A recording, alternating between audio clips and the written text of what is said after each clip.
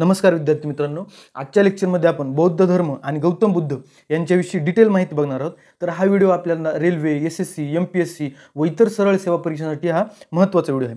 तर बघूया आपण. तर बौद्ध धर्म आणि गौतम बुद्ध. पहिल्यांदा आपण बौद्ध धर्माची ओळख बघू, एक प्राथमिक ओळख. तर बरोबर आहे. तर बौद्ध धर्म हा जगातील एक प्रमुख धर्म आहे. म्हणजे शीख, ख्रिश्चन, मुस्लिम, हिंदू अशा धर्मांपैकी एक प्रमुख धर्म आहे. बरोबर आहे. तर आता बौद्ध धर्म उदयास केव्हा आला बघा. जो इस्लाम धर्म आहे तो इसवी सनाच्या 7व्या शतकात आला. हिंदू धर्माची आपल्याला उदय माहीत नाही.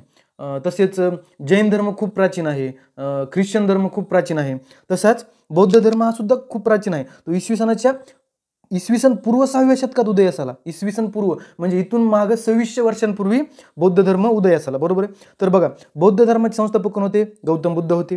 बौद्ध धर्म अहिंसा, करुणा आणि शांती या मूलभूत मूल्यांवर आधारित असा धर्म आहे. म्हणजे अहिंसा, करुणा, शांती हे त्यात जास्त त्यांना महत्त्व आहे.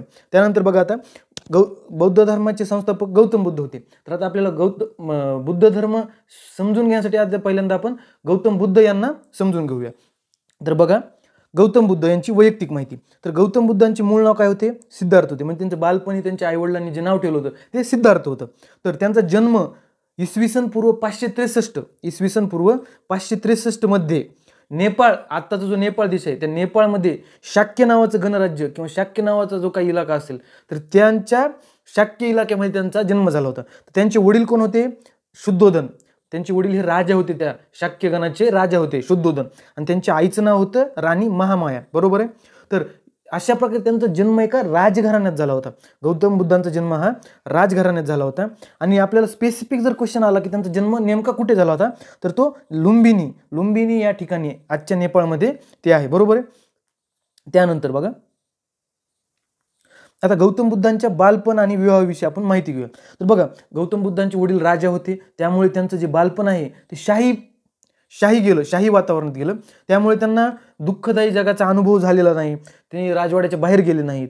तर त्यांचा वयाच्या 16व्या वर्षी यशोधरा नावाच्या राजकन्येशी त्यांचा विवाह झाला. बघा, त्यांची जी पत्नी होती ती सुद्धा एक राजकन्याच होती.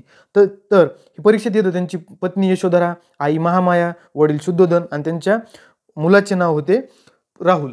तर इथे एक एक्स्ट्रा पॉईंट ॲड करायचा राहिला की गौतम बुद्धांची आई त्यांच्या जन्मानंतर 7व्या दिवशीच मरण पावली. किती 7व्या दिवशी त्यांची आई मरण पावली. तर गौतम बुद्धांचा जो सांभाळ आहे तो सांभाळ त्यांची सावत्र आई गौतमी यांनी केला. म्हणून गौतम बुद्धांचे नाव हे गौतम असे ठेवण्यात आले. बरोबर आहे. त्यानंतर आता नेक्स्ट बघू.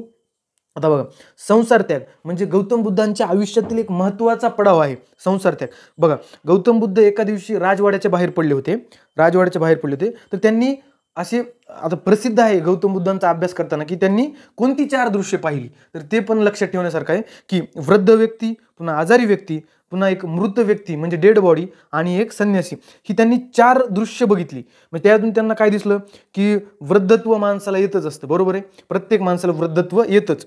त्यानंतर आजारपण येऊ शकतं, शक्यतो म्हणजे आजारपणानेच मृत्यू होतात. त्यानंतर प्रत्येक व्यक्तीला मृत्यू हा अटळ आहे. बरोबर आहे. आणि चौथं बघितलं संन्यासी. बरोबर आहे. तर यांनी विचार करून 29व्या वर्षी त्यांनी संसाराचा त्याग केला. पण तो त्याग का केला हे पण महत्त्वाचं, हे पण परीक्षेत येतं की गौतम बुद्धांनी ॲट द पॉइंट का त्याग केला होता. तर ते सत्याच्या शोधात निघाले होते. बरोबर आहे का. त्यांना काही धर्म स्थापन करायचं होता हे काय आधी माहीत नव्हतं. ते फक्त सत्याच्या शोधात निघाले होते. तर बघा, आता महत्त्वाचा पॉईंट आहे. जेव्हा गौतम बुद्ध त्यांच्या घरातून निघाले 29व्या वर्षी, तर ती जी संसार त्याग करण्याची प्रक्रिया होती त्याला महाभिनिष्क्रमण असे म्हणतात. काय? महाभिनिष्क्रमण. परीक्षेत डायरेक्ट क्वेश्चन येतो की महाभिनिष्क्रमण कितव्या वर्षी झालं. तर त्यांच्या वयाच्या 29व्या वर्षी महाभिनिष्क्रमण झालं. बरोबर आहे. त्यांचं लग्न वयाच्या 16व्या वर्षी झालं. बरोबर आहे. तर अजून काही गोष्टी येणार. त्यांना ज्ञानप्राप्ती केव्हा झाली तर त्यांना ज्ञानप्राप्ती 35व्या वर्षी झाली आणि त्यांचा मृत्यू हा 80व्या वर्षी झाला. बरोबर आहे. तर बघा, त्यांनी त्यांची पत्नी यशोधरा व पुत्र राहुल यांना रात्री झोपेत सोडून राजवाडा सोडला. हे जास्त काही महत्त्वाचं नाही. तर आता ज्ञानप्राप्ती हा महत्त्वाचा आहे. बघा, आता ज्ञानप्राप्तीवरल्या प्रत्येक घटकावर प्रश्न येऊ शकतो. आता ज्ञानप्राप्ती कुठं झाली त्यांना? बोधगया म्हणजे आत्ताचं जे बिहार आहे त्या बिहारमध्ये एक ठिकाण आहे बोधगया नावाचं, तिथं ती ज्ञानप्राप्ती झाली. कोणत्या नदीच्या काठी ते बसले होते? फाल्गू नावाची नदी किंवा निरंजना नावाची नदी होती, तिचं दुसरं नाव. हे नदी पण परीक्षेला विचारली जाते.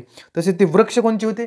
त्यांना जेव्हा ज्ञानप्राप्ती झाली तेव्हा त्याला बोधी वृक्ष म्हणतात, पण ते ऍक्च्युअली झाड कशाचं होतं? ते पिंपळाचं झाड होतं. बरोबर आहे. हे 3 महत्त्वाचे पॉईंट आहेत. बघा इथे मी मग सांगितल्याप्रमाणे वय, गौतम बुद्ध यांनी ज्ञानप्राप्ती झाली तेव्हा त्यांचे वय वर्ष होते 35 वर्ष. बरोबर आहे. आता बघा त्यानंतर प्रथम धम्मचक्र प्रवर्तन. आता बघा प्रथम धम्मचक्र प्रवर्तन कुठे झालं, म्हणजे बुद्धांनी त्यांचा पहिला उपदेश कुठे दिला हे बघायचं आपल्याला. बघा आता आपल्याला माहिती आहे की वाराणसी जवळ सारनाथ नावाचं ठिकाण आहे. बरोबर आहे का? तर त्या ठिकाणी त्यांनी पहिला उपदेश दिला, धर्माचा उपदेश त्यांनी सारनाथ या ठिकाणी दिला. बरोबर आहे. आता पुन्हा परीक्षेत अजून एक क्वेश्चन येतो की बुद्धांनी ज्ञानप्राप्तीनंतर पहिल्यांदा उपदेश कुणाला दिला? तर परीक्षेत डायरेक्ट येतं त्यांचे जे 5 अनुयायी आहेत किंवा त्यांना 5 भिक्षुकांना त्यांनी पहिला उपदेश दिला. बरोबर आहे. त्यानंतर यालाच धम्मचक्र प्रवर्तन म्हणतात. बरोबर आहे. तसेच गौतम बुद्धांनी त्यांचा जो उपदेश होता किंवा त्यांचं जे ज्ञान होतं ते प्रसारित करण्यासाठी कोणती भाषा वापरली हा सुद्धा प्रश्न येतो. तर त्यांनी कोणती? पाली भाषा वापरली. तर पाली भाषाच का वापरली? कारण त्या काळचा जो समाज होता, त्या काळचे जे लोक होते त्यांना ती समजणारी, त्यांची ती बोली भाषा होती, म्हणून त्यांनी पाली भाषेचा वापर केला.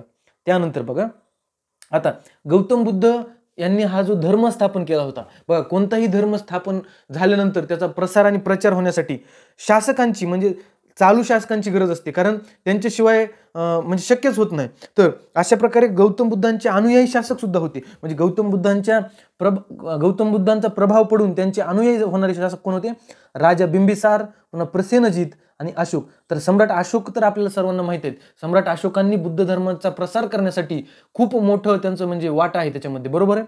सम्राट अशोक.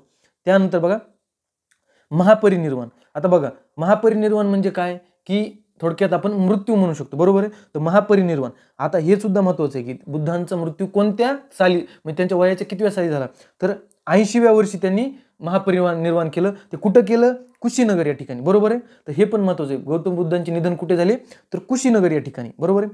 त्यानंतर गौतम बुद्ध हे पुनर्जन्मांना त्यांनी मान्यता दिली. पुनर्जन्म असतो किंवा पुनर्जन्म मानायला पाहिजे हे गौतम बुद्धांनी सांगितलं, पण त्यांचा ईश्वरावर किंवा गॉडवर, भगवानवर, परमेश्वरावर त्यांचा विश्वास नव्हता. बरोबर. त्यानंतर आता बुद्ध धर्मातील काही महत्त्वाच्या गोष्टी आपल्याला बघायच्या. तर बुद्ध धर्मामध्ये आपण त्रिरत्न ऐकतो. बरोबर आहे का? तर परीक्षेत त्रिरत्न कोणते हे डायरेक्ट प्रश्न येतो. तर बौद्ध धर्मातील त्रिरत्न कोणते? एक स्वतः बुद्ध. बरोबर आहे. एक स्वतः बुद्ध, त्यानंतर धम्म आणि संघ. बुद्ध, धम्म आणि संघ. बरोबर आहे. त्यानंतर आता बघूया गौतम बुद्धांचे प्रमुख उपदेश. तर गौतम बुद्धांनी अष्टांग मार्ग, आर्य सत्य, बरोबर आहे का, अशा गोष्टी काही सांगितल्या. तर ते आपण 1 बाय 1 बघूया. हे लक्षात ठेवावं लागतं. बघा 4 सत्य काय आहेत? दुःख सत्य आहे, दुःखाची कारणे आहेत, दुःख संपुष्टात येऊ शकते आणि दुःख निवारणाचा मार्ग आहे. तर बेसिकली 4 आर्य सत्य आहेत ते दुःखांशी निगडित आहेत. बरोबर का? दुःख काय आहे, दुःखाची कारण काय आहेत, दुःख आपण त्याचं निवारण करू शकतो. बरोबर आहे का? तर हे 4 आर्य सत्य आहेत. त्यानंतर अष्टांगिक मार्ग. तर अष्टांग मार्ग आपण शाळेमध्ये शिकताना अष्टांग मार्ग इतिहासाच्या पुस्तकात आपण वाचलेच असतील, तरी आपण रिव्हिजन म्हणून बघा. सम्यक दृष्टी, सम्यक संकल्प, सम्यक वाणी, सम्यक कर्म, सम्यक आजीविका, सम्यक प्रयत्न, सम्यक स्मृती आणि सम्यक समाधी. अशा प्रकारे हे अष्टांगिक मार्ग आहेत. बरोबर आहे. त्यानंतर बघा गौतम बुद्धांनी एक जीवन जगायचं कसं याबद्दल एक खूप छान सांगितलेलं आहे. काय की मध्यम मार्ग म्हणून. बरोबर. मध्य मार्ग. तर बुद्धांनी काय सांगितलं की जीवनात अति तपश्चर्या किंवा अतिभोग करायचा नाही. काय? अति तपश्चर्या किंवा अतिभोग म्हणजे अतिशय संन्यासी पण बनू नका आणि अति भोग विलास सुद्धा करू नका. त्यांचा जो मधला म्हणजे दोन्ही गोष्टींचा बॅलन्स करून जीवन जगा याला मध्य मार्ग म्हणतात. बरोबर. आणि तसेच अहिंसा आणि करुणा ही महत्त्वाची शिकवण बुद्धांनी आपल्याला दिलेली आहे. बरोबर. तर अशा प्रकारे गौतम बुद्ध आणि बौद्ध धर्म हा टॉपिक आपला इथे संपलेला आहे. धन्यवाद.